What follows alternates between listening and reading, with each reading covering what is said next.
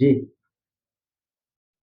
મનસુખભાઈ, એવી માહિતી સામે આવી રહી છે કે ટોળકાંડની અંદર જો ન્યાય નહીં મળે તો તમે ભાજપ છોડવા સુધી તૈયાર છો, શું છે આપનો નિર્ણય? હવે જો જગ જાહેર વાત છે કે દેશના પ્રધાનમંત્રી નરેન્દ્રભાઈ મોદી સાહેબ કેવડિયા સરદાર વલ્લભભાઈ પટેલ ને એકતા પરેડમાં આવ્યા ને એ એકતા પરેડને લઈને સ્વાભાવિક ખર્ચ થાય, અલગ અલગ રાજ્યોની સાંસ્કૃતિક ટીમો આવી, પોલીસ આવ્યા, મિલિટરી આવે અને સ્વાભાવિક ખર્ચ થાય ને 15 જ દિવસમાં ડેડિયાપાડા તાલુકામાં ભગવાન બિરસા મુંડાનો જન્મ જયંતિનો ઉત્સવ ઉજવાયો. એમાં પણ દેશના પ્રધાનમંત્રી નરેન્દ્રભાઈ મોદી સાહેબ દેવમોંગરા ગયા, ત્યાં પણ 3 હેલિપેડ બનાવ્યા, ડેડિયાપાડામાં 3 હેલિપેડ બનાવ્યા અને ડેડિયાપાડામાં 1 લાખ લોકો રહી શકે એ રીતના એક ડોમ પણ બનાવ્યો અને એસટી બસો પણ લોકોને લાવવા જવામાં ઉપયોગમાં લેવાય. તો આવા બંને કાર્યક્રમમાં સ્વાભાવિક ખર્ચા થાય અને દેશના પ્રધાનમંત્રી આવતા હોય એટલે બધી જગ્યાએ અહીંયા પૂરતું નહીં, ગુજરાત કે પછી નર્મદા જિલ્લા પૂરતું ક્યાંય પણ પ્રધાનમંત્રી જતા હોય ને આવા કેટલીક વખત ઝડપથી કાર્યક્રમ, ઉતાવળ કાર્યક્રમ થતા હોય તો એ ખર્ચા એ થાય. તો આ ખર્ચાને લઈને ડેડિયાપાડાના ધારાસભ્ય ચૈતરભાઈ વસાવાએ જિલ્લા સંકલન સમિતિમાં હિસાબ માંગ્યો અને સરકારે આપ્યો. એક નહીં 2 વખત જિલ્લા સંકલન સમિતિમાં એમને હિસાબ માંગ્યો. હવે સંકલનમાં હિસાબ માંગે ત્યાં સુધી એમનો કોઈ વાંધો નહીં, મને પણ કોઈ વાંધો નહીં, માંગવો જ જોઈએ હું કહું. પણ હિસાબ માંગ્યા પછી અધિકારીઓને ડરાવીને ધમકાવીને એમ કે આ તમારો ખોટો હિસાબ છે, મને તમે 75 લાખ આપો. એટલે અધિકારીઓ ગભરાઈ ગયા. કાર્યપાલક ઇજનેર મોદી જે છે ત્યાં નર્મદાના પાસે 75 લાખની માંગણી કરી અને એ કાર્યપાલક ઇજનેર મોદીજી જિલ્લાના કલેક્ટર પણ મોદી સાહેબ છે.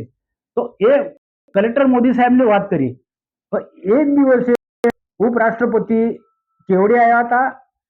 ત્યાંથી પછી એમને વિદાય કર્યા. કલેક્ટરે મને અને જિલ્લા ભારતીય જનતા પાર્ટીના પ્રમુખ નીલ રાવને બોલાવીને કીધું કે ધારાસભ્ય ચૈતરભાઈ વસાવા અમારા કાર્યપાલક ઇજનેર મોદી પાસે 75 લાખની માંગણી કરે છે. કલેક્ટરે સામેથી કીધું હતું, મેં નથી પૂછ્યું, મને તો ખબર પણ નથી.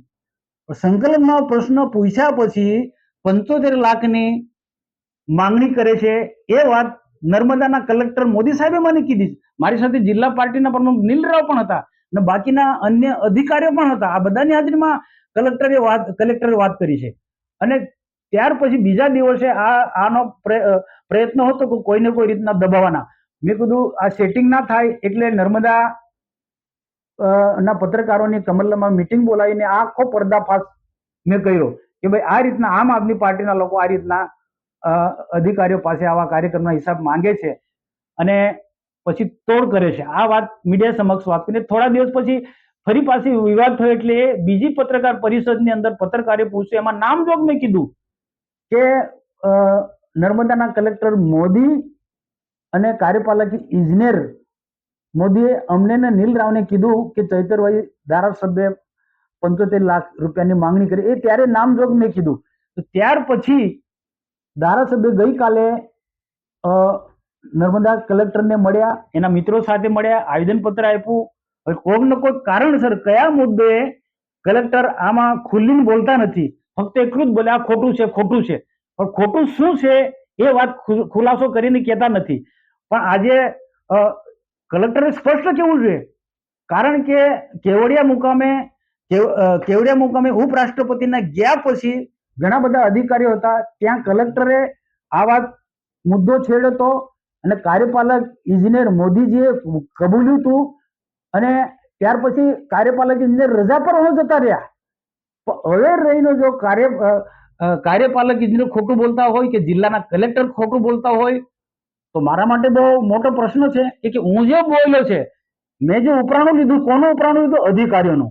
ને અધિકારીને ધારાસભ્ય ચૈતર વસાવા ડરાવે છે, ધમકાવે છે અને પૈસાની માંગણી કરે છે. એ વાત અધિકારીઓ કલેક્ટર થી માંડીને આ લોકો બધાએ મને કીધી. પછી મેં એમને કીધું ના, એક પણ પૈસો નહીં આપવાનો ને આ લડાઈ લડી લઈશું, એને ખુલ્લા પાડીશું.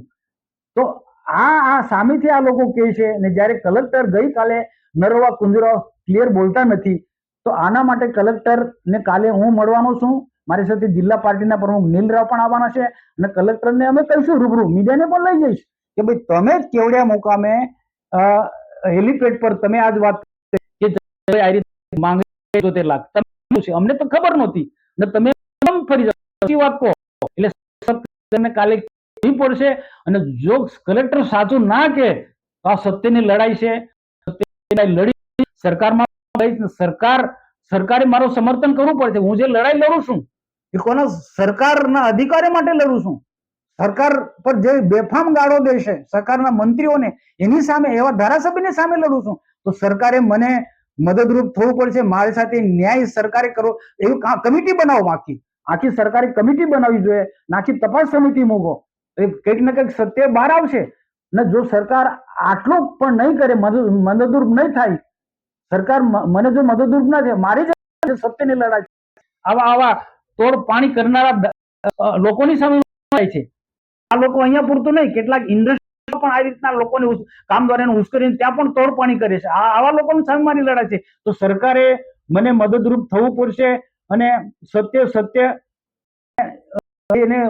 સત્યને ઉજાગર કરશે. અને જો સરકાર મદદ ના, હું ખોટી માંગણી નથી કરતો ખોટી રીતના, પણ એક સાચી વાત છે.